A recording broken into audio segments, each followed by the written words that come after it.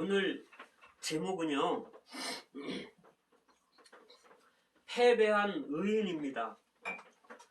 좀 제목이 좀 생소하실 거예요. 우리가 이 성경을 볼 때 아브라함의 기록이 있잖아요. 아브라함의 기록은 너무나 고귀하고 깨끗하고 정말 아름답습니다. 아브라함이 어떻게 부르심 받아서 나왔는지, 또 그가 어떻게 할례를 받았는지, 또 어떻게 아들 이삭을 100세에 얻은 아들을 독생자를 하나님께 번제로 드리는지,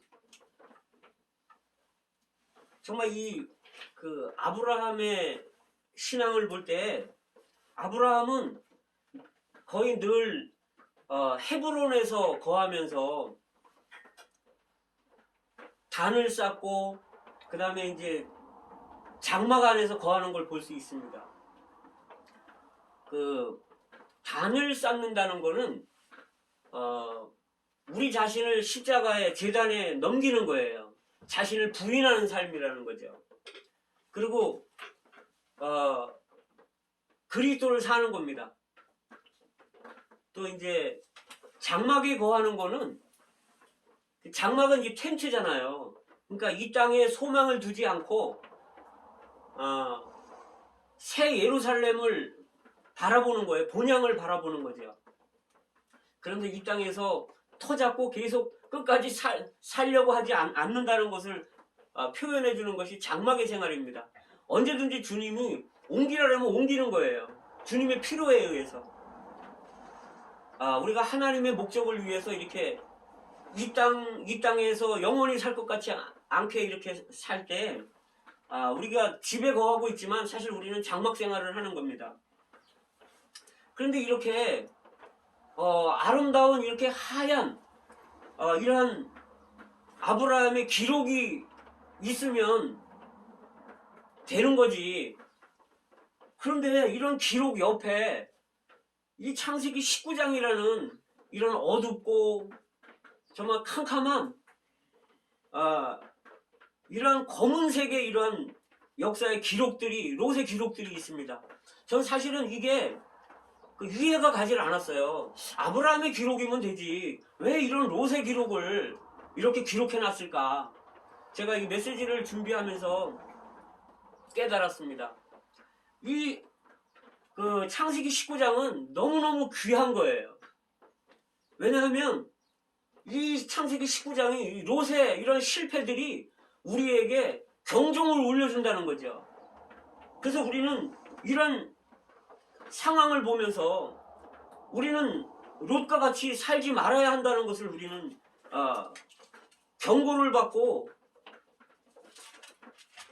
하나님의 이런 음성을 들을 수 있다는 겁니다. 먼저 이렇게 성경을 볼 때 베드로후서 2장 6절부터 9절까지를 보면은요, 베드로가 굉장히 이 롯에 대해서 아주 호의적이에요. 보면은 8절에서는요, 이 롯이 의인이라는 거예요. 그 다음에 9절에 보면 경건한 사람이라는 거예요. 그런데 우리가 이 창세기 19장을 보면 아브라함은 의로운 사람 같지가 않고 경건한 사람 같지가 않아요.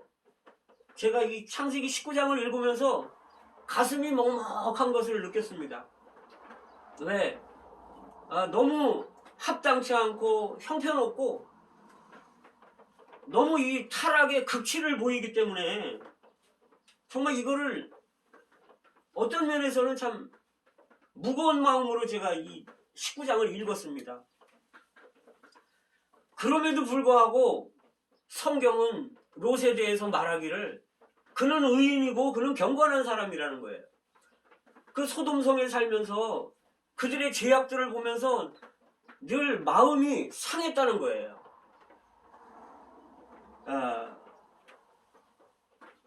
그래서 오늘은 이 롯이 의인이고 경건한 사람이었다 할지라도 19장을 볼 때 패배한 의인이라는 것을 볼 수 있습니다.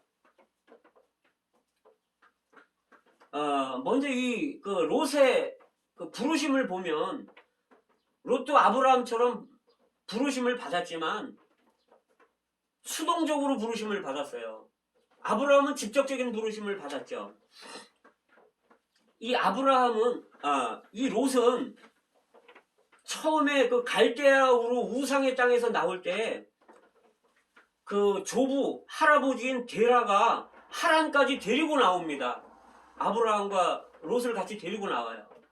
그런데 하란에 와서 이 할아버지 데라가 죽습니다. 그런 후에는 이제 아브라함이 이 롯을 데리고 가나안 땅까지 오는 거예요.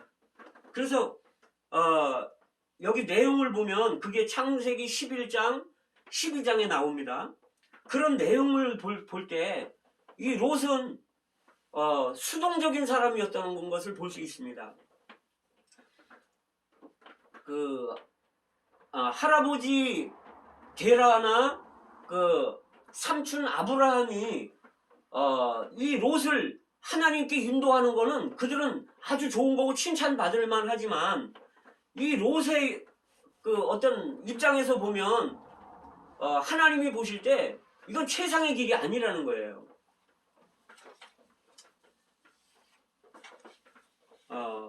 그 다음에 이 롯을 볼 때 롯은 그 주도적인 그런 주도권을 가진 사람이 아니었다는 거예요. 예를 들면 뭐 아브라함을 따랐다거나 뭐 데라를 따랐다거나 뭐 하나님을 따라왔다던거나 뭐 이런 구절이 없어요. 그러니까 주도적인 사람이 아니라는 걸 볼 수 있습니다. 또 한 면을 보면 이 롯은 다른 사람의 영향 아래 있었던 걸 볼 수 있어요. 그 아브라함이 남방으로 그 애굽으로 내려가면 롯도 같이 따라 내려가고 아브라함이 다시 가나안으로 올라오면 롯도 같이 올라오는 거예요. 그가 주도적인 사람이었고 능동적인 사람이었고 다른 사람의 영향 아래 있지 않은 사람이라면 그는 아브라함에게 말했어야 되는 거예요. 삼촌은 애굽으로 내려가는 게 잘못됐습니다. 삼촌이 하나님의 길을 떠난다 하더라도 나는 하나님의 길을 떠나지 않겠습니다. 이렇게 말했어야 되지만 그는 강물에 흘러가는 죽은 나무 토막처럼 그냥 떠다니는 사람이었다는 걸 볼 수 있습니다.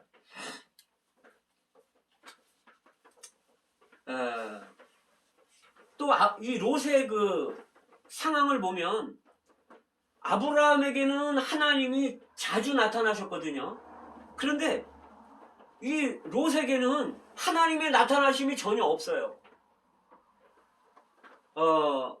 소돔과 고모라를 멸망할 때도 하나님은 그냥 아브라함과 있고 그냥 두 천사만 소돔과 고모라에 갑니다. 그래서 그냥 멸망되는 거예요. 그럼 하나님이 불공평하신 분인가? 하나님이 편애하신 분인가? 그렇지 않습니다.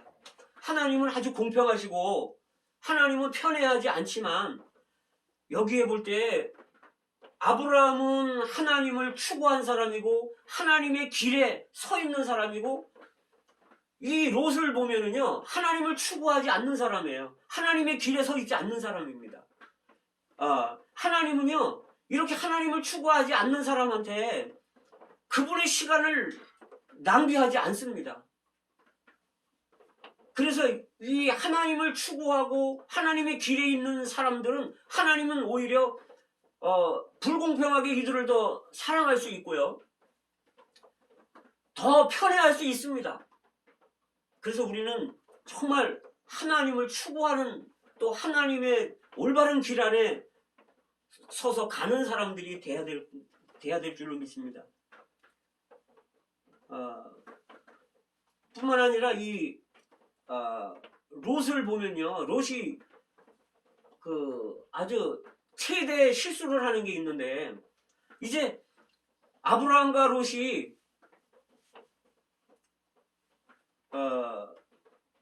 13장에 보면 이제 소유가 아주 넉넉했다는 거예요. 아브라함의 일행도 소떼와 양떼가 막 넘쳐나고 롯도 아주 부유하게 됐다는 거예요. 그래서 그 땅이 아브라함과 롯을 같이 이렇게 받을 수가 없을 정도로 이렇게 좁게 됐다는 거예요. 근데 이제 그래서 아브라함의 목자와 롯의 목자가 다투게 됐다는 거죠. 우리가 이제 보통 가난하고 재산이 없을 때는 이렇게 문제가 안 돼요. 근데 물질적인 게 부유해지면 대기업 같은 거 보면 그 유산 상속 때문에 형제들끼리 이게 다툼이 있잖아요. 여기도 보면 이게 소유가 넉넉해질 때 다툼이 있는 겁니다. 그런데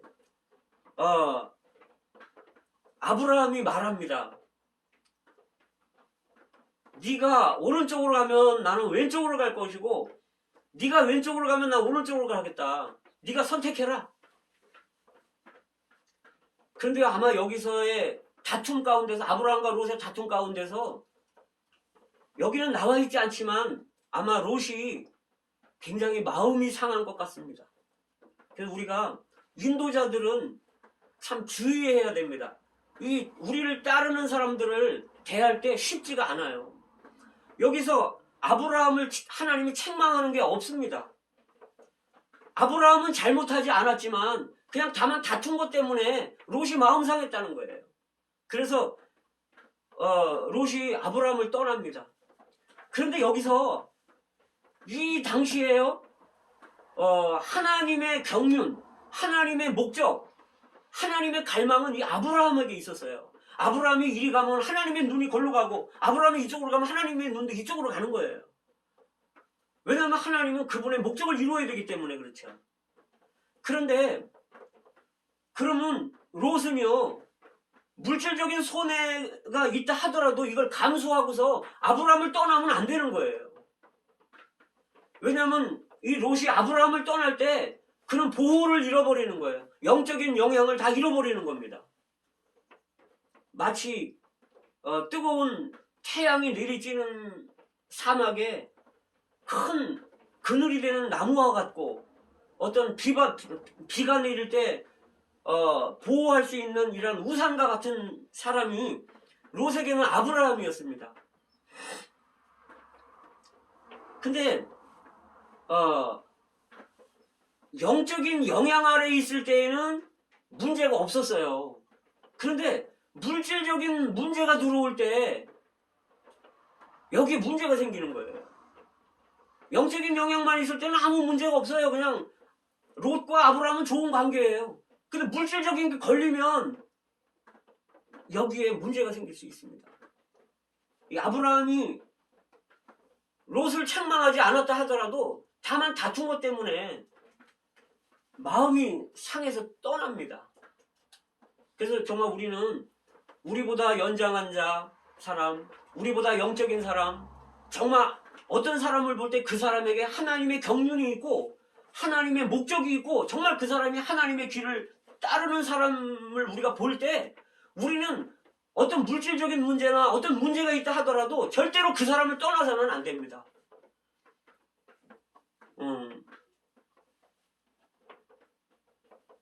만약에 롯은 그렇게 말했어야 될 거예요. 삼촌이 나를 가라고 해도 나는 가지 않겠습니다. 삼촌이 나를 미워하더라도 나는 삼촌을 떠나지 않겠습니다. 그렇게 했어야 되는데 여기서부터 롯이 점점 남방으로 내려가다가 소돔 땅으로 들어가게 됩니다. 왜냐하면 동쪽을 보니까 물이 넉넉하고 목초지가 있고 여호와의 물된 동산 같다는 거예요. 그러나 그 길은요, 죄악으로 내려가는 길입니다.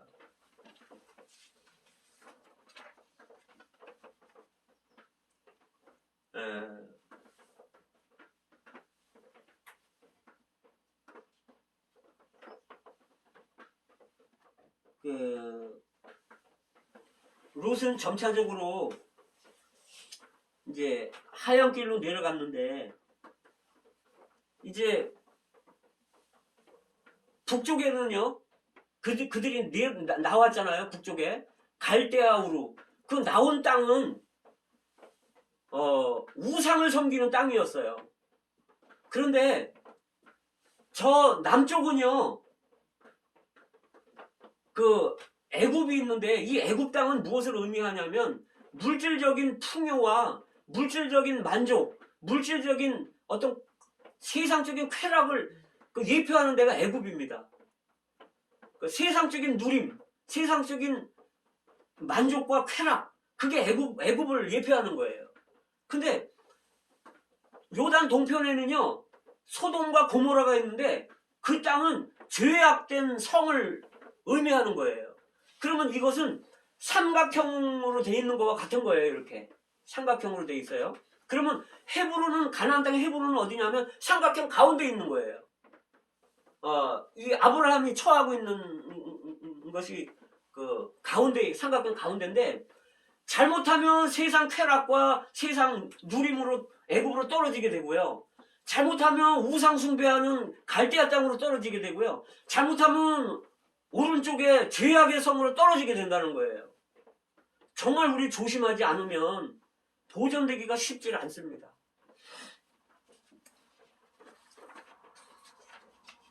이 롯이 이제 점점 내려가다가 소돔성에 들어가서, 소돔성이 하나님 앞에 정죄되고 죄악된 성인지도 알면서도 롯이 거기서 살게 되는 거예요.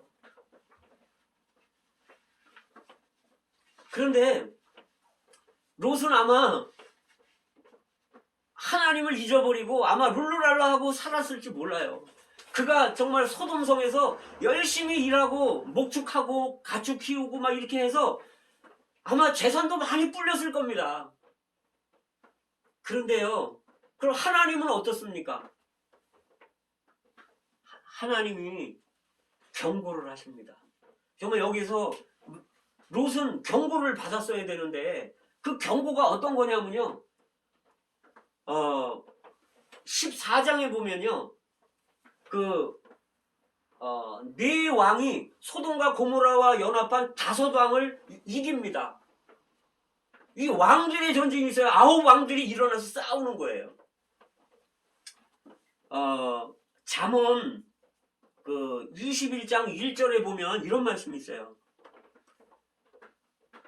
왕의 마음이 여호와의 손에 있으니 마치 보에 물을 대는 것과 같이 그가 임의로 움직이시느니라. 왕의 마음이 하나님의 손에 있다는 거예요. 그래서 보에 물을 움직이는 것처럼 하나님이 마음대로 왕의 마음을 움직일 수 있다는 거예요. 이 왕들이 전쟁을 하는 이유는요, 하나님이 롯 때문에 그런 겁니다. 왜냐하면 롯이 그 악한 소돔 성에서 살고 있기 때문에 하나님은 그걸 볼 수가 없는 거예요. 왜?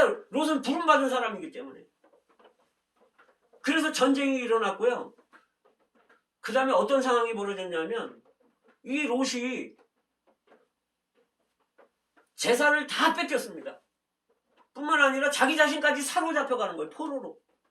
우리가 이 땅에서 아무리 노력하고 열심히 뭔가 하지만 주님을 떠나면은요, 주님이 불어버리시거나 주님이 가져가면 우리에게 남는 거 아무것도 없습니다. 심지어 우리 자신까지도 마찬가지입니다. 정말 롯을 통해서 우리가 경고를 받기 원합니다.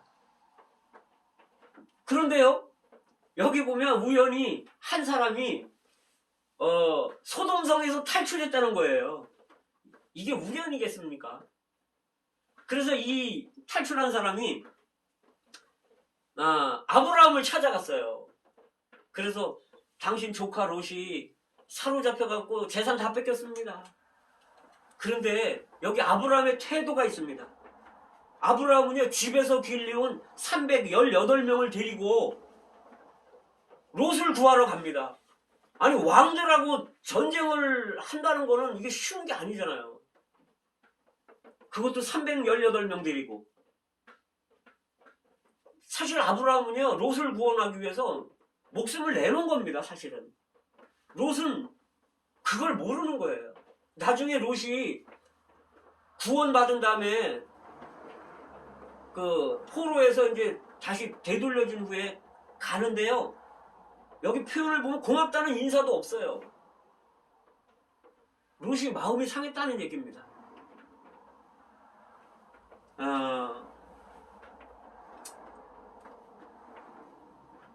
아브라함이 가서 이제 전쟁을 해서 그 소유와 그 롯을 찾아갔어요. 그리고서 이렇게 오는데 승리하고 오는데 멜기세덱이라는 지극히 높은 하나님의 제사장이 찾아왔습니다. 떡과 포도주를 들고. 이분은 살렘 왕이고 평강의 왕이라는 거예요. 이 멜기세덱은요 그리스도를 표현하는 겁니다. 히브리서 7장에 보면 그는 멜기세덱은 아비도 없고 어미도 없고 족보도 없고 시작도 없고 끝도 없다는 거예요. 하나님의 아들과 방불하다는 겁니다. 이 방불하다는 얘기가 뭡니까? 이게 그리스도라는 겁니다. 그래서 이 아브라함이 승리하고 이렇게 올 때 멜기세덱이 와서 떡과 포도주를 주면서 아브라함을 축복할 때 아브라함이 10의 1을 이 멜기세덱에게 줬다는 거예요. 그래서 예수님은 히브리서 5장에 보면 이 멜기세덱의 반차를 쫓아서 하늘에서 대제사장이라는 거예요. 여기요 히브리서 7장에서 뭐라고 말씀하시냐면 예수 그리스도는 대제사장으로서 항상 살아계셔서 우리를 위하여 간구하신다는 거예요. 그러면 여기에 깊은 내용 속을 들어가 보면요 사실은 이 멜기세덱의 중보기도를 통해서 사실 전쟁이 일어나는 거고요. 롯이 사로잡혀가고 아브라함이 이 롯을 다시 되돌려 오려고 다시 쫓아가서 데리고 오는 겁니다. 전쟁을 통해서. 전쟁에서 승리하고. 이런 일련의 모든 상황들은 사실은 하늘에서 중보하시는 그리스도로 인해서 이런 것이 일어난다는 겁니다. 근데 여기에 이제 떡과 포도주가 나오는데 떡은 뭐냐 하면 우리의 생명과 생명 공급이 되기 위해서 하늘로부터 내려오신 그리스도를 말해주는 겁니다. 뿐만 아니라 포도주는 뭐냐면 우리의 목마름을 그치게 하기 위해서 우리를 구속하기 위해 십자가에서 흘리신 피를 표현하는 게 이 포도주입니다. 정말 그리스도의 그 생명과 생명 공급이신 이 떡을 인해서 얼마나 감사한지 몰라요. 그럼 힘이 납니다. 우리를 구속하는 그리스도의 피를 누릴 때 정말 갈증이 해결되는 거예요. 정말 너무너무 정말 감사한 겁니다. 이 중보기도가 얼마나 중요한지 나중에 하나님이 천사들을 통해서 그 소돔과 고모라를 멸망시키실 때 아브라함을 생각하사 롯을 그 멸망하는 가운데서 건져내셨다는 거예요. 아브라함을 기억했기 때문에 롯이 구원받는 겁니다. 18장에서는 창세기 18장에서는 하나님이 아브라함에게 왔어요. 왜? 하나님의 갈망 속에는 소돔과 고모라가 너무너무 제약되기 때문에 그걸 멸망시켜야 되는데 롯이 거기 안에 있는 거예요. 그래서 전쟁을 일으켜서 롯을 구원해내고 거기서 나오게 했지만 롯은 정신을 못 차리고 이 경고를 못 받고 깨닫지를 못하고 다시 소돔으로 다시 들어가는 겁니다. 그런데 그럼에도 불구하고 하나님은 아브라함에게 찾아가서 내가 소돔과 고모라를 멸망시킬 것이다. 이건 무슨 얘기냐면 너 롯을 위해서 기도 좀 해줘라. 그래야 내가 롯을 구원하지 않겠냐. 이런 말씀과 똑같은 겁니다. 그래서 18장에서는 하나님과 두 천사가 아브라함에게 찾아왔어요. 그런데요, 하나님이 아브라함을 찾아올 때는 아브라함은 장막에 앉아 있었다는 거예요. 그리고 아브라함과 아주 긴 시간 같이 있었고요. 아주 깊은 교제까지 했어요. 심지어 하나님이 뭐라 그러시냐면 내가 하고 싶은 일을 내가 아브라함에게 속이겠느냐? 감출 수 있느냐? 역대하 20장에 또 야고보서 2장, 이사야 41장에 보면요. 어떤 말씀이냐면 아브라함은 하나님의 벗이라는 거예요. 하나님의 벗으로 칭함을 받았다는 거예요. 야고보서 2장에서. 이 아브라함은 얼마나 하나님과 이렇게 가까이 있었던 사람인지 정말 이렇게 아브라함의 이런 아름다운 신앙을 볼 수가 있습니다. 그런데 아브라함은 장막에 앉아있을 때 하나님을 맞이했는데 롯은 어디서 맞이하냐면 두 천사가 내려갑니다. 소돔과 고모라를 멸망시키기 위해서. 하나님은 안 갑니다. 왜? 너무나 죄악된 성이기 때문에. 근데 갔을 때 롯은 성문에 앉았었다는 거예요. 이 고대의 성문에 앉아있는 사람들은요, 인도자나 지도자를 말합니다. 그러면 사실은 인도자나 지도자가 되기 위해서 롯이 노력했을 거 아닙니까? 제가 보건대는 아마 이 롯이 어떤 명예를 추구한 사람이거나 어떤 정치적인 야망이 있는 사람일 수 있어요. 그러니까 성문에 앉아서 말을 하죠. 나중에도 네가 우리 법관이 되려 하느냐라고 말하는 걸 봤을 때 그런 걸 우리가 뉘앙스를 느낄 수 있습니다. 하나님이 또는 천사들이 우리에게 오실 때, 천사가 우리에게 올 때 어디서 발견되느냐는 너무나 중요합니다.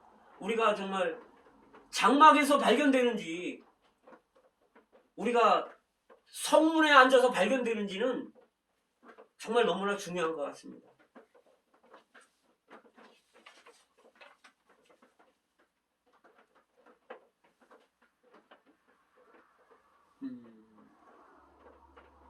이 천사들이 이제 롯에게 왔을 때 롯이 들어오라고 말을 해요.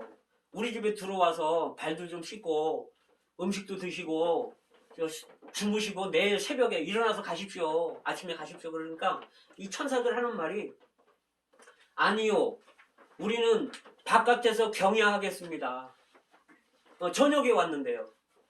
이건 뭘 말하느냐면요. 하나님이 여기 오지 않았고 천사들도 롯의 집에 들어가지 않는 것은 뭐냐면 이 성이 너무 죄악되고 롯의 집이 이 죄악된 성에 있기 때문에 안 들어가겠다는 거예요. 근데 롯이 아주 계속 간청하니까 마지못해서 이 천사들이 그 집에 들어갑니다. 그런데 조금 있다가 그 동네에 있는 남자들이 노소가 웅성웅성하고 왔다는 거예요. 그러면서 그 손님들을 내놓으라는 거예요. 근데 이 롯을 보니까 롯은 도덕성이 파괴된 사람이에요. 왜냐하면 그가 나가서 하는 말이 이 내게 온 손님들은 건들지 마십시오. 내게 남자를 가까이 하지 않은 두 딸이 있으니 그들을 내가 내어줄 테니까 당신들 마음대로 하십시오. 도대체 이게 말이 되는 겁니까? 롯은 그렇게 말했어야 돼요. 내게 온 손님들과 내가 죽는 한이 있더라도 내 딸들은 내가 내줄 수 없습니다. 이렇게 말해야 되는 거 아니겠어요?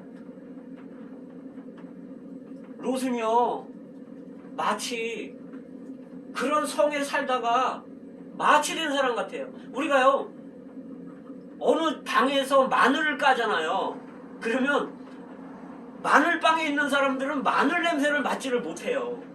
근데 바깥에 있는 사람이 그 방문을 열고 들어가면 마늘 냄새를 확 맡을 수 있거든요. 이 롯은요, 이 죄악된 성에 살면서 완전 마취된 거예요. 나중에 이제 소돔과 고모라가 멸망하면서 그 굴 속에 살잖아요. 소활성으로 갔다 굴 속으로 들어가는데 거기서 이제 그 가기 전에 엄마는 그 두 딸들의 엄마는 소금기둥이 됐어요. 뒤를 돌아도 보지 말라는데 돌아봤기 때문에 소금기둥이 됐는데 그 두 딸들이 아버지한테 술을 먹이는 거예요. 포도주를 굴에서 어디서 나겠습니까? 이 포도주는요 소돔성에서 갖고 나온 거로 느껴져요. 그러면 포도주를 끼고 있었다는 겁니다. 그래서 이 롯은요 부름받아 나온 사람이고 의롭다 받은 사람이고 경건한 사람이라 할지라도 그가 여전히 포도주를 먹고 있었다는 겁니다. 이 딸들도 마찬가지예요. 그래서 그들이 아버지에게 포도주를 마시오고 눕고 일어남으로 인해서 큰딸과 작은딸이 자식을 낳는데 그것이 모압 족속의 시작이고 암몬 족속의 시작이라는 겁니다. 성경 기록의 역사에 인류 최초의 근친상간이 성경에 기록되어 있는 것이 여기 19장에 나옵니다. 정말 이 얼마나 악한 성이에요. 그런데 이제 아까로 돌아오면 여기 남자들이 와서 그 손님들을 내놓으라는 거예요. 롯을 보고. 이건 뭐냐면 이 사람들이 남색하는 사람들이라는 거예요.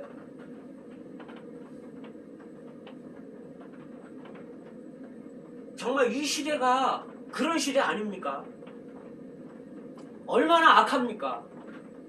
로마서 1장에 보면 순리대로 이렇게 쓰질 않고 여인 쓰는 것을 순리대로 하지 않고 남자가 남자로 더불어 이런 어떤 정욕에 아주 사로잡혀서 탐닉을 한다는 거예요.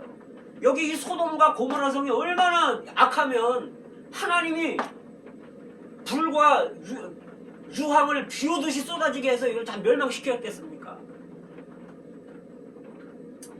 이제 천사가 그 아브라함을 롯을 끌어들이고 천사가 그들의 눈을 다 멀어버리게 했어요. 이건 뭐냐면 그 사람들이 다 눈 멀었다는 겁니다. 눈 멀었으니까 그렇게 남색을 하는 거예요. 아주 정욕적인 게 아주 탐닉을 하고 물들었다는 겁니다. 그러면서 이 천사들이 하는 말이 성중에 더 네 자녀들이 없느냐, 아들이나 딸이 없느냐, 내 사위가 없느냐.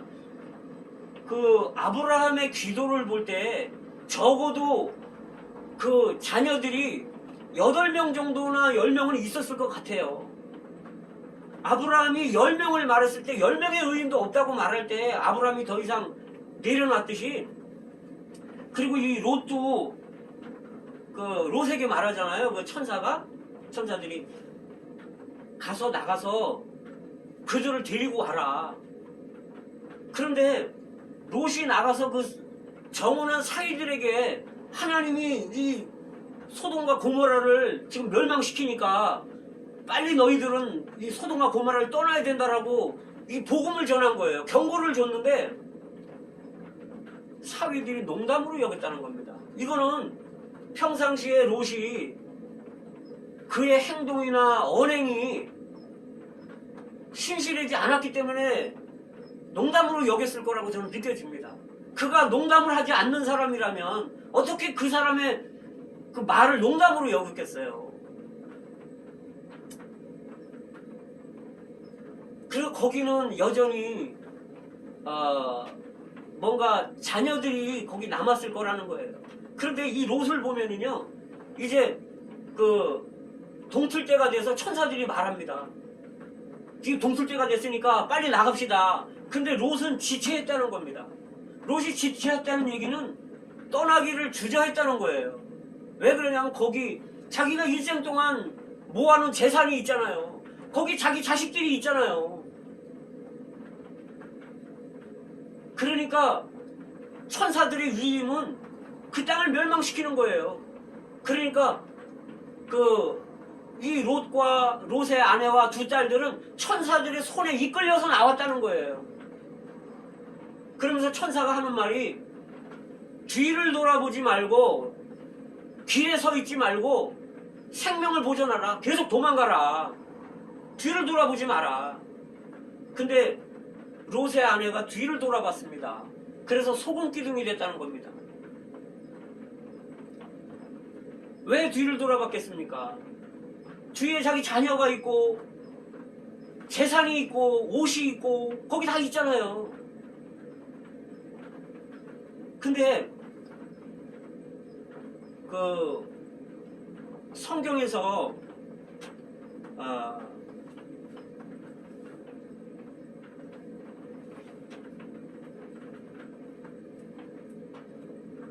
누가복음에서 말씀하죠. 누가복음 14장 26절에 보면 주님이 그렇게 말씀하셔요. 무릇 내게 오는 자가 부모나 처자나 형제나 자매나 심지어는 무릇 자기 자신까지 자기의 목숨까지 원문에는 혼생명이에요. 자기 혼생명. 자기 혼생명까지 미워하지 않으면 결단코 내 제자가 되지 못하리라. 정말 우리는요 절대적일 필요가 있습니다. 절대적이지 않을 때 우리는 이렇게 소금 기둥이 될 수 있는 거예요. 근데 여기에서 소금 기둥이라는 거는 사실 기둥은 적극적인 건데 여기에서의 기둥은요 수치를 상징하는 겁니다. 노천에서 이슬 맞고 소금 기둥으로 서 있는 게 얼마나 부끄러운 겁니까? 하나님의 집에 성전에 기둥이 돼야 되지 어떻게 소금 기둥이 됩니까? 성경에 보면 마태복음 5장에는 너희는 세상의 소금이라 이렇게 말씀하십니다. 우리가 소금이라는 거예요. 근데 소금이 만약 맛을 잃으면 무엇으로 짜게 하리요? 밖에 버리워서 사람들에게 밟힐 뿐이라는 거예요. 우리가요 그리스도인으로서의 이러한 기능이 없어지잖아요. 우리 사람들한테 무시당하고 밟힐 뿐이에요. 그런데 소금은 특징이 있습니다. 소금은 첫째는 세균을 죽입니다. 그 다음에 부패를 막습니다. 그 다음에 맛을 냅니다. 정말 우리가 그리스도인으로서 정말 세상의 세균들과 세상의 그 부패들과 이런 또한 세상에서 맛을 내는 사람인지 정말 우리가 점검해 봐야 될 겁니다.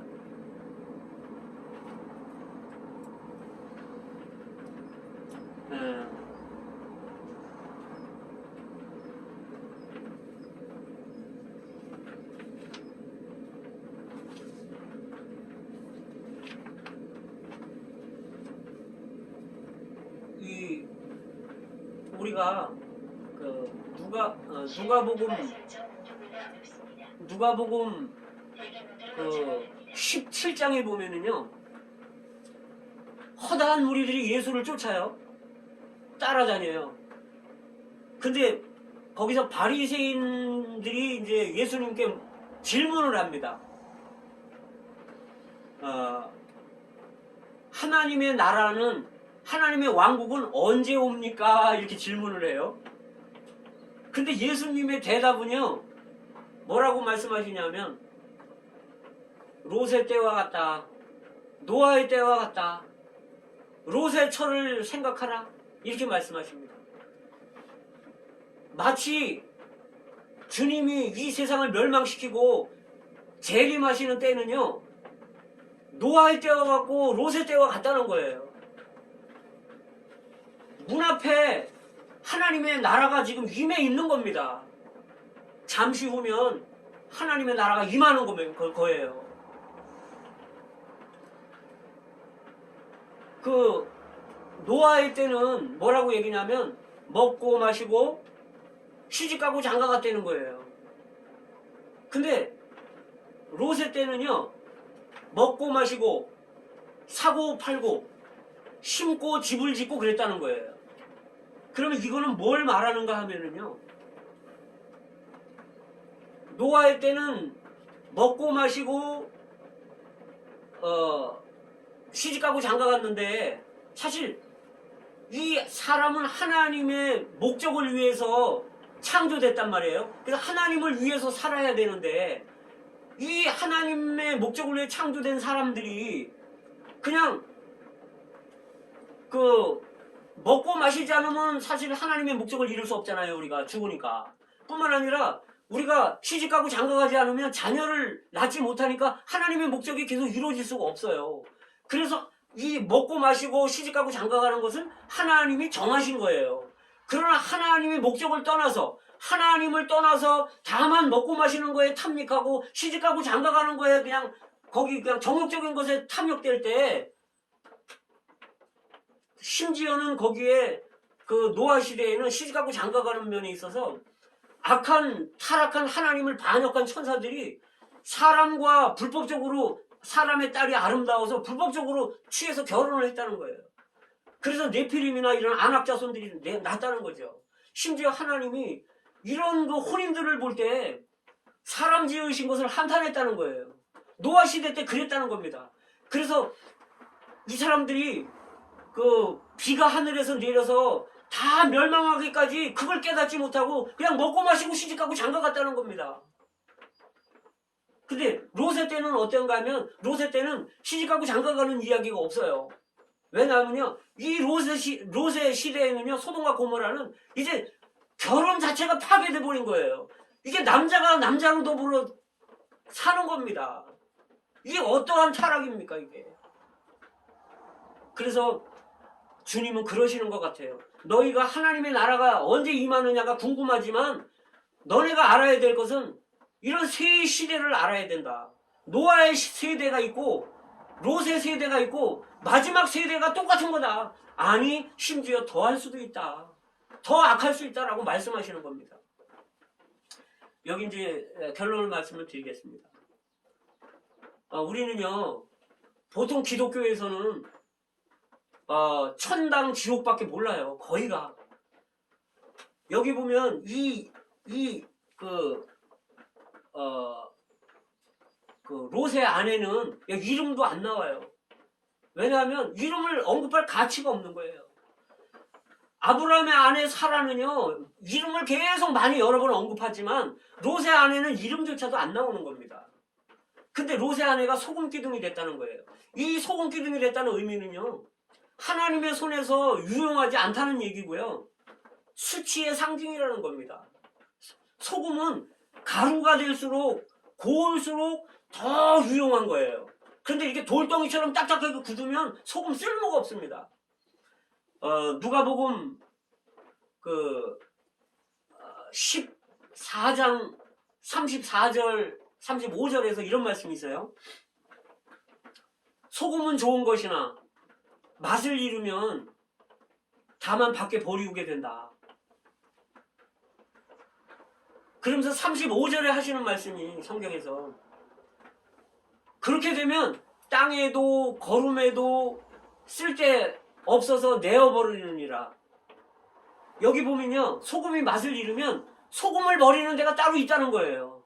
땅에도 쓸데없고 거름더미에도 쓸데없다는 거예요. 이 땅은 뭘 말하냐면요 고린도전서 3장에서 하나님을 믿는 사람들이 생명이 자라는 밭이 이 교회를 밭이라고 말하는 겁니다.